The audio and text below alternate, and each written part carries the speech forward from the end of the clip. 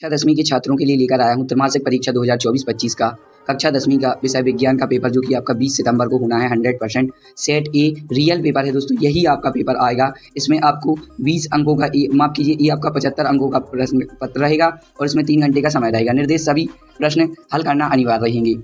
ये आपका नियम है। 1 से 4 तक 1 अंक, 6 से 17 तक 2 अंक, 18 से 20 तक 3 अंक और 21 से 23 तक 4 अंक। और ये आपका सही विकल्प चुनकर लिखिए। निम्नलिखित में से कौन सा भौतिक परिवर्तन नहीं है? तो पहला इसका, दूसरा, तीसरा, चौथा। तो ये आपके सही विकल्प हैं दोस्तों। इसका राइट आंसर जो हो जाएगा दोस्तों, निम्नलिखित में से कौन सा भौतिक परिवर्तन नहीं है? तो इसका राइट आंसर ऑप्शन बा एलपीजी का दहन, भौतिक परिवर्तन नहीं होता है। नेक्स्ट, जटिल पदार्थों का सरल पदार्थों में तोड़ने के लिए प्रयुक्त जैविक उत्प्रेरक। ऑप्शन आ विटामिन, ऑप्शन बा मिनरल, ऑप्शन सा एंजाइम, ऑप्शन दा हार्मोन। इसका राइट आंसर हो जाएगा ऑप्शन नंबर सा एंजाइम। नेक्स्ट, इसका समतल दर्पण की फोकस दूरी है अनंत 2 सेंटीमीटर, 1 सेंटीमीटर, ऋण 1 सेंटीमीटर। तो जो समतल दर्पण की फोकस की दूरी है वो है अनंत। नेक्स्ट, इसका टमाटर में कौन सा अम्ल उपस्थित होता है? एसिटिक अम्ल, साइट्रिक अम्ल, ऑस्कोर्टिक अम्ल या टार्टरिक अम्ल। तो जो टमाटर में अम्ल होता है वो होता है एसिटिक अम्ल। अब चलते हैं, 2 अम्ल होते हैं, एसिटिक और अक्जोटिक अम्ल। अब चलते हैं नेक्स्ट, प्रकाश के विश्लेषण का से प्राप्त 7 रंगों का समूह को कहते हैं? प्रतिबिंब, स्पेक्ट्रम, छाया, इनमें से कोई नहीं। जी हाँ, जो 7 रंगों का दिखता है उसको हम कहते हैं स्पेक्ट्रम। अब चलते हैं नेक्स्ट, निम्नलिखित में से कौन सा आहार श्रृंखला का निर्माण करते हैं? ऑप्शन आ घास, गेहूँ, धान, आम, घास, बकरी तथा मानव, बकरी, गाय तथा हाथी, घास, मछली तथा बकरी। जी हाँ, तो जो आहार श्रृंखला का निर्माण करते हैं उसका राइट आंसर है ऑप्शन नंबर बा घास, बकरी तथा मानव। तो ये थे आपकी सही विकल्प दोस्तों।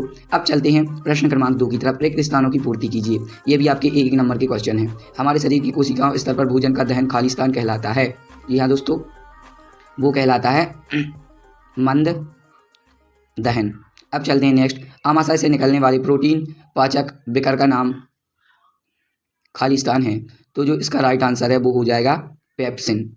अब चलते हैं नेक्स्ट, गोलीय दर्पण की फोकसी दूरी उसकी विकृता त्रिज्या की खालिस्तान होती है।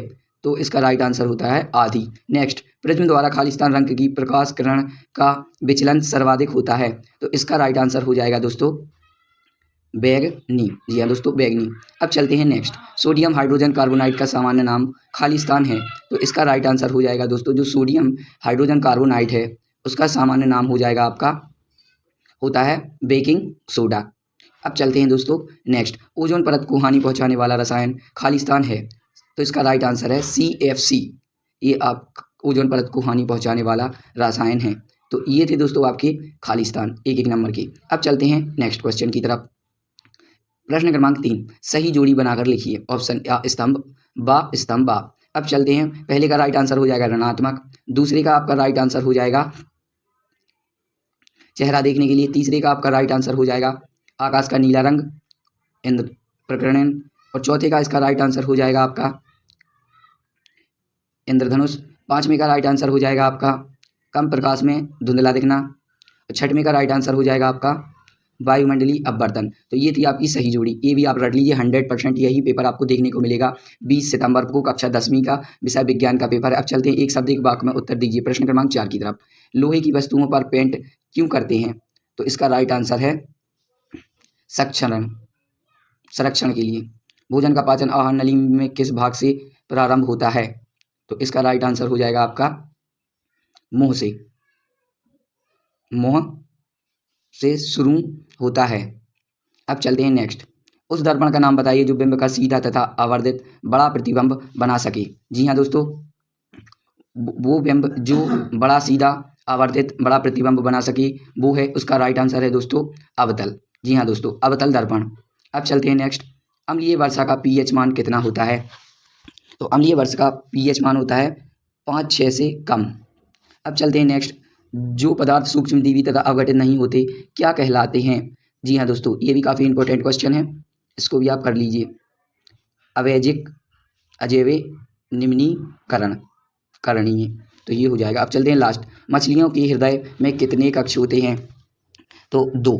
अब चलते हैं प्रश्न क्रमांक 5 की तरफ। सत असत चयन करके लिखिए। ये भी आपके 1 नंबर के हैं।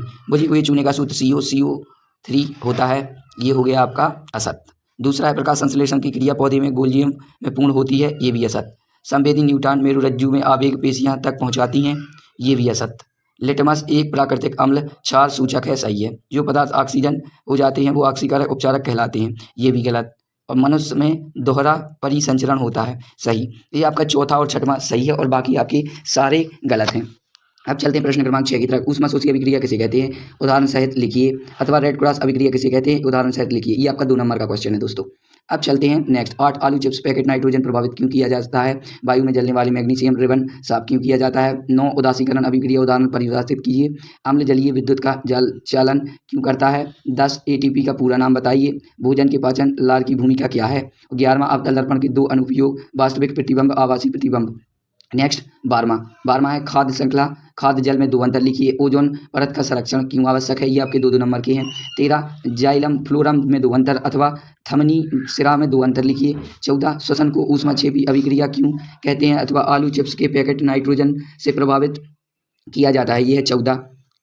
15 हाइड्रोकार्बन क्या है, उदाहरण देकर समझाइए। अथवा साबुन तथा अपमार्जक के 2 अंतर, ये भी आपका 2 नंबर का है। ये 16वां है आपका माइटोकॉन्ड्रिया को कोशिका का बिजली घर क्यों कहते हैं अथवा अजीबा में पोषण की प्रक्रिया किस प्रकार होती है। 17वां उस लेंस की फोकस दूरी ज्ञात कीजिए जिसकी क्षमता 20D है। और ये 18वां है आपका संतुलित रासायनिक समीकरण। और अथवा इसका जब लोहे की और ये 19वां है इसका। ये आपका 3 नंबर का रहेगा, 18 19वां। और ये है आपका 19 का अथवा। और ये है आपका प्रश्न क्रमांक 20 तंत्रिका कोशिका का नामांकित चित्र बनाइए, ये भी आपका 3 नंबर का रहेगा।